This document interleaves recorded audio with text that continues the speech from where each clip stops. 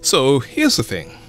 Small island states contribute very, very little to climate change. I'm talking about less than 1% of global emissions. Meanwhile, the US and China, only two countries, are responsible for just under half of total emissions. And yet, those greenhouse gas emissions have no borders. Surrounded by rising oceans and low-lying coasts, islands are some of the most vulnerable to the climate change monster that we had absolutely no part in creating. My name is Andy Liebert and this is Islands on Alert, a podcast where we discuss how climate change has already affected our islands, what's in store for us if the Earth continues to warm, and how we can help to reduce the devastating impacts. Today we'll be learning about the field of climate justice. Climate justice is a movement that looks at climate change as a civil rights issue. Now, if you remember back in the Alliance Assemble episode, Ruana Haynes spoke on the very important point that climate change is not just an environmental issue, but a social one, disrupting livelihoods at best and destroying lives at worst. So, who should be held accountable for the destruction of these lives? Obviously, the largest emitters should take the blame, but the conversation becomes more complicated when thinking about the timing of climate change. Right now, we're feeling the effects of emissions from about 100 years ago. The effects are delayed. So, who do we hold responsible? The countries that were emitting the most 100 years ago? Or the countries that are emitting the most now, even if we have yet to suffer from their emissions? Now, once we identify who is to blame, the more difficult step is figuring out how to establish accountability. Usually, this involves some form of monetary compensation, and as we will learn today, we are in the slow process of creating policy to enact this kind of justice. There are other justice methods as well, and we have an esteemed panel of experts to explain. Our first guest will discuss the importance of climate justice. Now, today I have the honor of bringing in Tina Stege, who is the current climate envoy of the Republic of the Marshall Islands. Now, Tina, thank you so much for speaking with us today. Thanks so much for having me, Andy. It's my pleasure. Now, can you start off by telling us a little bit about your beautiful home? I've seen so many stunning images of it, the Marshall Islands. The Marshall Islands are atoll islands. So that means we're all low-lying. It's pretty much one long coastline. We have no high areas. In fact, I think the highest area on the island that I grew up on is a man-made bridge that's about 10 feet. Amazing. Wow. And I'm sure that is not uncommon for a lot of small island states. So I introduced you as a climate envoy. Now, can you explain what it means to be the climate envoy of the Marshall Islands? I do anything and everything related to climate for my country. And so it's a position that particularly was created to help us connect the dots in the ways that climate is affecting us as a people and a nation, because we are so involved in so many different fora, so many different issues, whether it's mitigation or adaptation. And there was the need for somebody who would help both internally, domestically, sort of connect the dots across our various government structures, civil society, youth organizations, but then also outward facing internationally, help bring some coherence to all of the work that, all of us are doing in my government to respond to this crisis. Now, Tina, I'm interested to know, and I'm sure our audience is as well, how and why did you get started with this kind of work? When I started out as a,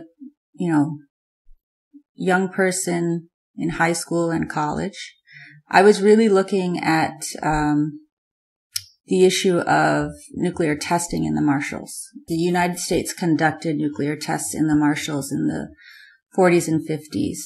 I was very much wanting to understand that period of our history and understand the implications of it and why so much was still not being remedied. Climate change became something that was connected. There are definitely some differences, but there are many parallels with this sort of overwhelming crisis that was imposed from outside that we as a community needed to be able to respond to. Over which you had absolutely no control. Over which we had no control in the genesis of it, and really were looking for ways to take control by responding to it. And so I really take my inspiration from the many Marshallese who stood up on the nuclear front, spoke up against what they were seeing, and were voices at a time when, many weren't listening to Marshallese people and those who had been affected by that testing, not just us, but other indigenous groups as well, in places of the world that are often seen as, far away. Well, you're now hinting at the topic of today's episode, actually, climate justice. How do you define it? Just think back to this really key moment several years ago. I was back home in the Marshalls. We were talking about nuclear justice.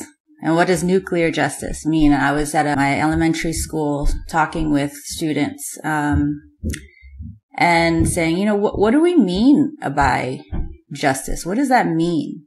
If you have a house and a guest comes to stay and they trash the house and then they leave, what does it mean to rebuild, to have justice? Is it okay if they just say, I'm sorry, I trashed the house?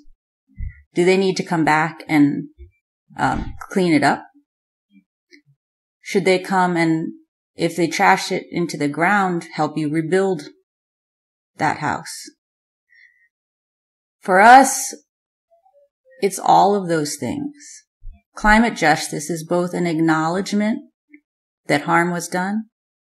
It's the provision of tools to rebuild and restore from that harm. And it's the provision of tools to then chart a course forward. Are you satisfied, Tina, with the current status of the fight for climate justice? No. I'm not satisfied. Nobody should be satisfied. I think for those of us who are from the islands, the fact is we've been seeing these impacts and ringing the alarm bells, perhaps longer than anyone else. Those who are in the islands at the front of the line will be hit the hardest and have the fewest tools to respond. So, no, I'm not satisfied. So then, what is the ultimate goal of your fight for climate justice? What exactly are you trying to achieve? I can tell you what we're trying to do in my island country. I mean, we've fought for many years on the mitigation side, pushing and pushing and pushing for the 1.5 degree temperature goal that was enshrined in the Paris Agreement. But we really pivoted a few years back to adaptation. We've been investing our time in the creation of a national adaptation plan, which we call our survival plan, which really looks at what are the options. A big part of that process, which is still ongoing, is really having engaged and sustained conversations with members of our community, so that this is an inclusive process, so that people are given a chance to say their piece, to contribute, to be empowered in determining their own future. I mean, for me, that is a huge part of what climate justice means. Having the tools and providing people the tools that are necessary so they can determine what their future is. Whatever that future might be, they choose. It's not imposed on them by some outside force, which takes away all of their power. It takes away their voice. It's a matter of human dignity, right? Dignity is recognizing that the person in front of you, they have a choice. It's not putting them in positions where they're forced to make choices that aren't really choices. Choices that would require leaving your country or leaving the culture that you know or giving it up. These are not choices. So that's what I'm focused on, is making sure we have choices. Real choices. Now, of course, geography and climate make certain countries especially vulnerable to climate change, but do individual social identities also come into play here? And by that I mean, like, does age, race, and even gender determine climate vulnerability? So a big part of what I talk about when I talk about this internationally is, if you protect the most vulnerable, you protect everyone. And we've certainly seen that with COVID, right? You protect the most vulnerable. You protect your elderly. You protect your frontline workers. You protect your front line, then you're protecting everybody else behind that line. Of course, it only makes sense we have to do the same thing at home. And so that's why, as I mentioned with our national adaptation plan, we're spending a lot of time on this community consultation piece. And it's incorporated, there's a human rights lens incorporated into the NAP that very specifically indicates that we need to be looking to our vulnerable communities first and foremost. And not just looking to them, but providing spaces for their voices, so that their voices are central to the creation of this survival plan. They come with solutions. We bring a lot to the table because we understand from a frontline perspective what the vulnerabilities are and what the responses need to be. Well, I just take you back to the start of our conversation, and you described your home at that time. Small island protected by coral with low-lying coastlines, which pretty much describes and reminds me of my home, Antigua. So it seems like the very aspect that make our homes so beautiful also make them particularly vulnerable to climate change.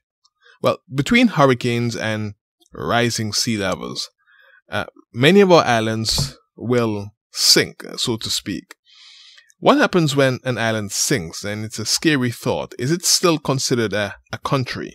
Does it affect the political autonomy of that country? The Pacific has come out with a declaration on maritime borders, essentially saying that borders are set regardless of, so borders are based on sort of internationally agreed 200 miles out from your coast is your EEZ, your economic zone. And that's enshrined in international law. But those borders, that 200-mile out border is based on your coastline, right? And so if you have sea level rise and reduces your coastline, that could potentially impact what is an established EEZ border. Well, the Pacific just recently came out with a declaration that says, from our perspective, from our region, we see these borders as set, that climate change and sea level rise does not take away from our EEZs, does not impact our autonomy, as you say, or our political status in this view of international maritime law. So that's just one example, right, of how, as a region, but I think internationally as a global community, we need to start thinking about how we respond to ensure that countries like mine retain that ability to determine our own future. I mean, really and truly, it is a horrifying thought So who decides when an island is officially uninhabitable? And does the United Nations, for example, have a definition? I think my answer to that is the people who live there need to be the ones who decide. If there's a discussion on it, we need to be at the forefront, at the center of those discussions. Any discussion that is to happen on what is habitability, or what makes a place uninhabitable. It needs to forefront the voices of the people in those places. Otherwise, there's no credibility to the discussion. Well, Tina, I can tell you this, that I was witness to Hurricane Irma, and that's in 2017, which temporarily made my home of Antigua, well, the sister island, Barbuda, completely uninhabitable. The entire island, a small island, had to be evacuated, and residents left their homes not knowing when and if they would ever return. So not all countries are so lucky to have a sister island to take in their people seamlessly at a time of disaster. I believe such persons are called climate refugees. So I'd like to ask you this. What does climate justice look like for these groups? The Marshals really understands that what happens when you're forced to go into exile, where you're forcibly displaced, because as a result of the nuclear testing, we had communities that in fact were forced from their homes and still haven't gone back, still can't go back because their islands remain poisoned by the radiation. And we have no idea when they might go back. I mean, if nothing is done, it would be tens of thousands of years before the radiation is gone from those homes. And that has an impact that is just almost incalculable on a community. To be exiled from your home, to be a refugee. It then complicates your ability to be resilient, right? You've taken away the source of resilience for a community. You take away someone's home, you take away their ability to be safe, to be safe and their chance to come back on their own terms. And so we understand that at a visceral level, and it's why we absolutely do not want that in our future. We are not accepting the refugee status at this point. We are fighting for our home. We're going to continue to fight for our home. It doesn't mean we don't understand the realities of what's coming. In fact, a big part of our adaptation process is understanding those realities. Are there any higher level places within the country that we can now identify and see if there's an ability to move there? Ultimately, do we need to build up somehow? Can we create places for ourselves in this country where we have lived for millennia and where we want to continue to stay? It's not to say that if you choose to migrate, that's a wrong choice. I go back to the choice. It's not forcing you into exile or forcing you to be a refugee. That's victimhood. We refuse to be victims. We know what that is like. If you've gotten to that status, it's really hard to come back. Wow. Ton load of information there. Thank you so much. Well, we have to wrap up, but thank you so much, Tina, again, for sharing in such a powerful and moving conversation. And I wish yours and the efforts of our small states in their various endeavors in this fight all the very best. Thank you. Thank you so much for spending time with me.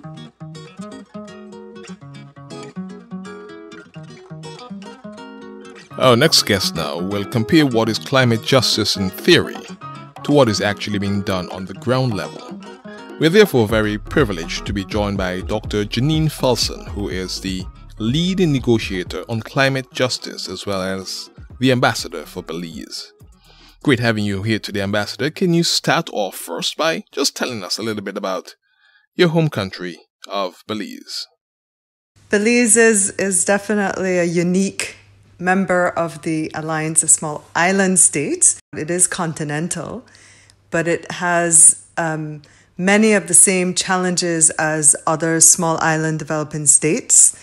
It hosts multiple ecosystems ranging from mangroves to shrubland, to wetland, to savannas, to rainforests. It is a very diverse ecologically country, and it has long been a part of the Alliance of Small Island States. And Belize had the privilege of serving as the chair of the Alliance of Small Island States for 2019 to 2020. And as we've been asking some of our guests, how did you actually get started with your work in climate change? I have been 20 years part of the Foreign Service of Belize, and for 20 years I have been dedicated to advocating and defending the rights of countries like my own. But I was fortunate in 2009 to have joined my delegation in Copenhagen when I would say one of the major climate conferences of this century occurred, which really changed the face, the shape, the landscape of climate change in many ways. And it was definitive of the climate change regime and the cooperation framework that we have now.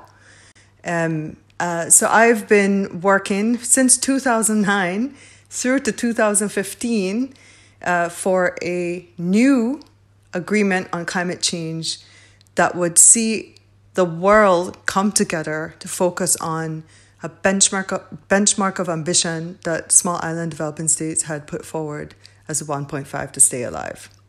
Now, you say fortunate, but I understand that the work has been extremely challenging. You know, it has been extremely challenging for small island developing states for 30 years. For 30 years of relentless advocacy, we yielded 3 historical climate agreements: the Climate Change Framework Convention, the Kyoto Protocol, and the Paris Agreement. So as hard as it is to fight against really big guys in the negotiating space, it is absolutely rewarding to see the results of that fight. Ambassador Felson, let's narrow the focus now to an area of your work that you are particularly focused in, and that is climate finance. Explain for us, what is it? What is climate finance? The definition of climate finance has never been agreed to, but we know it as the financial resources that developed countries are supposed to give to developing countries in the fight against climate change, against the impacts of climate change, but also to attenuate climate change. So to deal with mitigation, so that's to help curb emissions, and then to deal with adaptation. We've added a third leg in that whole journey of climate action, and that's loss and damage. Because as you know very well, in Antigua and Barbuda, you suffered one of the most powerful storms in recent history. Climate change in the fell swoop of a couple hours can take away everything that you have, your parents have, your grandparents have built up, developed. It can take that away in no time. So we have another concept called loss and damage. And that's another area that we are fighting for support to ensure that our countries, who are inevitably going to experience that loss and damage, will get the type of support that we need. It's a very tricky argument to make because many in the developed world don't want to talk about compensation. But ultimately, that is where we're heading. As far as we're concerned, Paris Agreement incorporated the concept of loss and damage. But how far that goes is another question. Climate finance and climate justice go hand in hand. There's no question about it. How could it be? How could it be that the countries who contribute the least, and let me say this for the record, and do the most when it comes to climate change, how can it be that we pay for it? Now, clearly that's an injustice. So which Which developed countries exactly should be paying the price, literally and figuratively? Well, it's very clear who's responsible. The big industrialized countries. There's no question that itself is an accepted reality. They've spewed harmful greenhouse gases into the atmosphere, CO2 being one of the main ones. They've created a harm that we are now paying for, and they have a historic responsibility to pay for the consequences of their actions. The top emitters right now are the US, China, EU, and of course Germany is a major contributor there.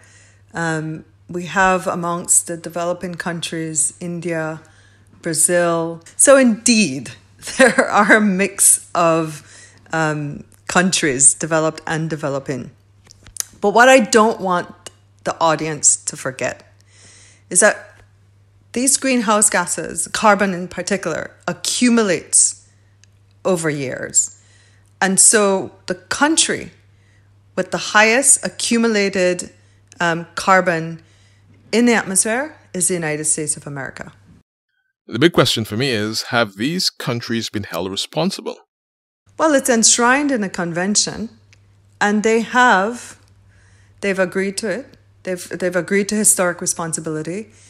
And in 2009, they even went a step further, maybe not a leap further as we would want, but they did agree to delivering by 2020 $100 billion per year. $100 billion. And you spoke about quantum. And let me just put that in perspective.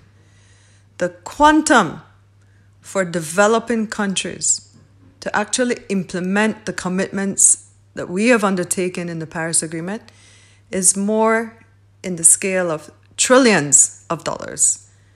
One figure for energy transition, for instance, by the IPCC, is that it would cost $3 trillion for developing countries to implement the Paris Agreement. $3 trillion. And we're talking about a commitment of $100 billion. That difference is phenomenal, to say the least. So how is it determined how much money each country gets? And I mean, I've heard that a country's GDP is often used to measure a country's vulnerability and therefore their financial needs. But why is GDP a flawed measuring tool? And what does GDP fail to take into account? The argument against GDP per capita, which is, valuing incomes over lives, that extends from 1994. So when the small island developing states agreed on a sustainable development agenda of their own, they already said that doesn't work for us. Why? Development can be measured in many different ways. And one of the areas that small island developing states have been emphasizing is that we need to think about vulnerability. Because, a hurricane that impacts a small island has this devastating consequence. I mentioned the case of Dominica, losing 275% of their entire GDP, multiple times. A similar event occurs in another country, even the US, not a developing country, but the impact to their GDP, it will not be the same. It'll be fractions. Ours are multiple times our GDP. So the GDP per capita is an unfair assessment of our measure of development. It absolutely doesn't work. Even the World Bank itself has said that logic, that economies are able to mobilize capital based on their income, simply does not apply to small island developing states. And yet, we cannot get them to change that eligibility criteria. After 30 years, we're still fighting for it. But Ambassador Felson, you're still fighting. But have you seen any movement at all? Any signs of progress? The United Kingdom has been engaging in a round of discussions on how we might be able to change it. And I think in COVID, there are some exceptions. The pandemic has now exposed all of us to even more of our vulnerabilities. Even more vulnerabilities. It shows that the income level does not matter. When there's a crisis, income level doesn't matter in the sense that, just because I happen to be in a country with an upper middle income category, that means my people will suffer any less from someone else. But yeah, so there are discussions ongoing. Antigua and Barbuda, as the chair of AOSIS, is currently discussing this new multidimensional vulnerability index. And, there are many different partners involved in it, which is positive. But I quite frankly think we need to push this towards a case for SIDS exceptionalism. There's just no way, because we don't fit into an income category type of group. We're a heterogeneous grouping of countries, but we are united in one thing, and that's in terms of our vulnerabilities. And so we need the international community to respond to that unique case. It's sui generis, basically. That's how I'd put it. Meaning you can't find a cookie cutter type of approach to deal with us. You just have to look at the cases and understand that there's going to be some ways in which you can assist these countries. So in the COVID-19 case, you've probably heard a lot about debt for climate swap. It's an ideal instrument that would free up space for our countries and allow us to do climate action. Let's do it. So, where is this $100 billion plan right now? It had a target to be enacted by 2020. Where are we now? So right now where we are is possibly $79 billion as of 2018. Some argue that it's actually $22 billion. So there are variances as to where that $100 billion exists. So we haven't hit the bullseye, but developed countries do recognize that there's a lot of pressure and there's a lot of expectation for them to deliver. And I think we have to lean in on the United Kingdom as a COP president to urge their partners, in the G7 in particular, to step up their ambition in terms of the finance. It's serious. Will it be delivered? It's still, the jury's out on whether or not it will be delivered. But I don't think there's a choice here. There is no choice here. So to what extent have the modalities been worked out? How will these large sums of money be managed and used? Yeah. So basically, it's going to be guided by the actions that have been determined by countries under the Paris Agreement. For instance, you hear about nationally determined contributions. They're basically climate plans, what we're going to do to mitigate climate change, what we are going to do to adapt to climate change, and what we are going to do to respond to loss and damage of climate change. So there are tools to identify what the monies are supposed to go towards. There are channels. So I mentioned the GCF earlier, the Green Climate Fund and the Global Environmental Facility. Those are the main channels under the convention. But there are other ways. There are bilateral channels. There are other multilateral channels, like through the World Bank. Then there are Asia Development Bank, the African Development Bank. There are multiple channels for distributing the money. And then there's also private finance. So governments can create guarantees to enable private finance to flow to countries. But I just want to make sure it's clear that when it comes to small island developing states, private finance is a difficult thing to secure. And in fact, in a study that's been done on small island developing states, we tend to rely more heavily on the public sources of climate finance to carry out our climate action.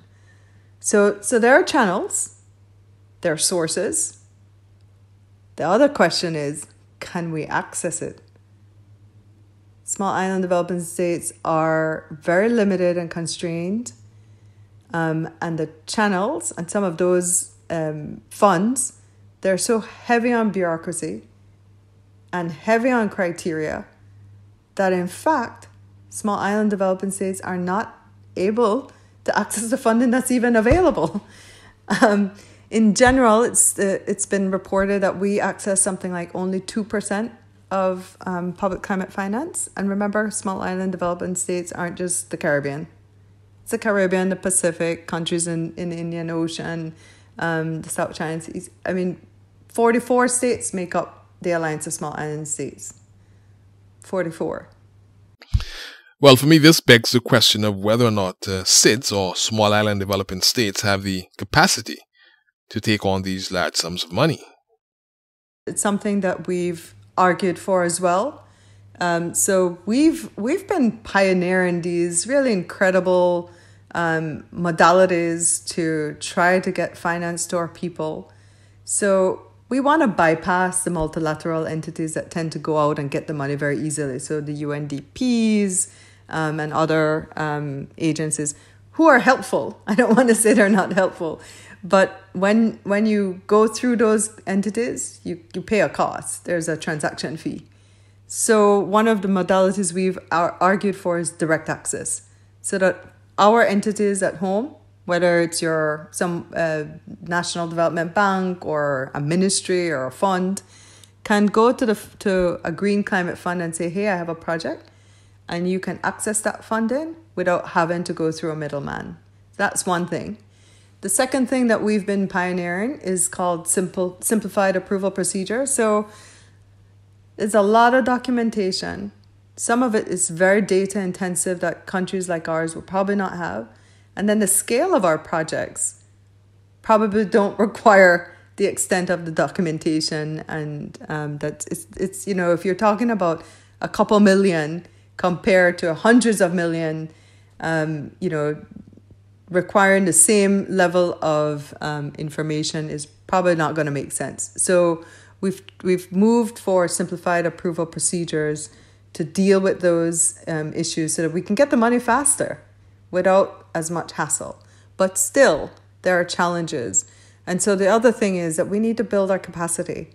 And one of the strong arguments that has been made is that these funds can help us build our capacity. There are different types of programs to do that. There are different types of approaches that can help us. Instead of trying to just capture a project by project basis, we can do a programmatic approach. There are ways in which we can build our capacity. So I wouldn't want it to be left with our listeners to think, oh, we're too small, it's never going to happen. No, it can happen. It can happen. We just need the support to make it happen. And we need the recognition that we are in a unique case. Now, today we've largely discussed climate justice in terms of monetary compensation. But justice is not only about money, right? I think another thing that, we have to recognize is how much small island developing states actually contribute to planetary sustainability. You're talking about countries with endemic biodiversity, some of the richest areas of biodiversity. Small island developing states control, just based on their exclusive economic zone, so the territorial waters that they're able to access, something like 30% of the world's ocean. 30%. The oceans cover something like 70% of the planet. And we're stewards of that ocean. We're providing essential services. We don't contribute to the problem. We're part of the solution. And in that sense, it's much more than just money. It's simply a matter of justice. Let's just go back to where we started. It is a matter of justice. So now looking ahead, what is involved in the 2025 plan?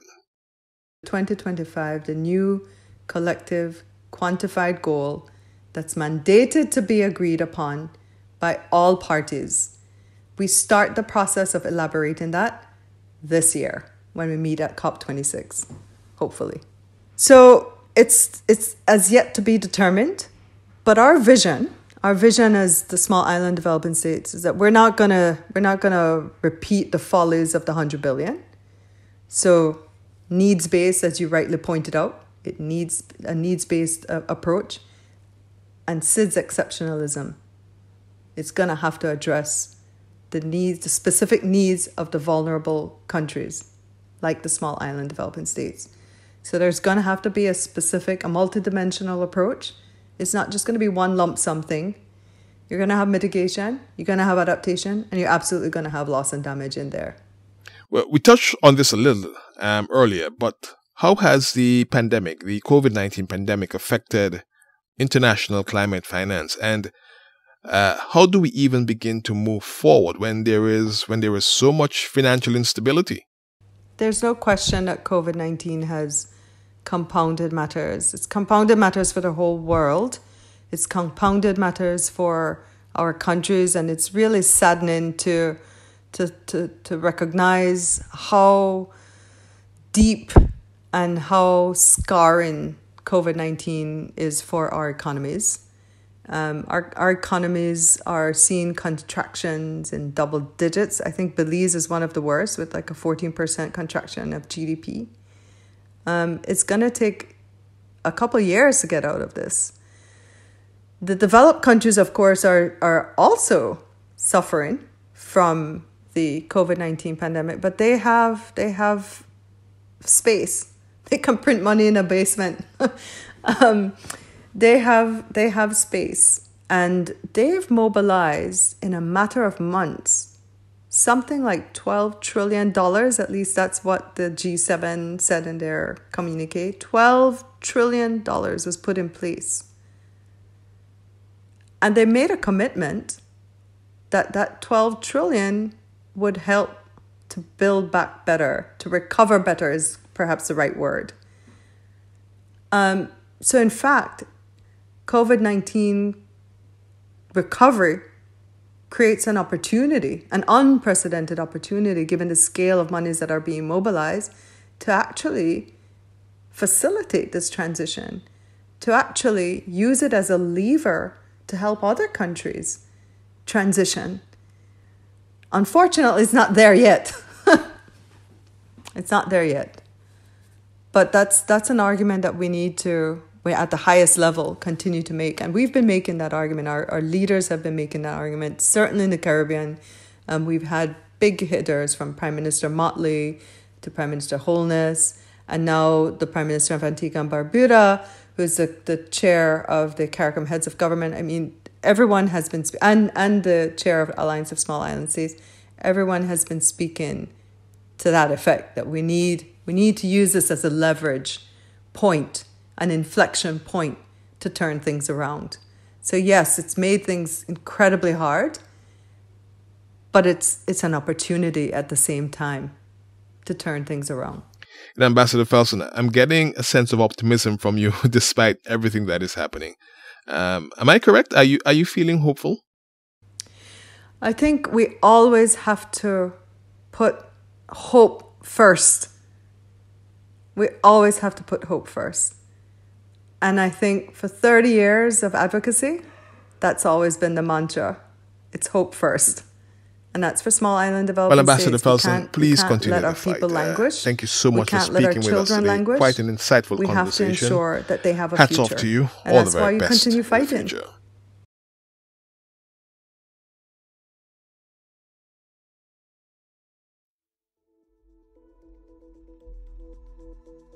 Thank you. Thank you for the opportunity to speak with your audience. Today's conversations proved yet again that climate change is about people. As Janine Felson so eloquently put it, this is not only about money or policies. This is about survival. That's why we need to keep pushing for the $100 billion plan. We know the financials need to be more in the trillions, but this plan is more of a symbol of trust. The industrialized countries made a promise, and part of climate justice means making sure that they keep it. Next week, we will talk about the blue economy and how, as small islanders, we are stewards of our oceans. I'll see you then.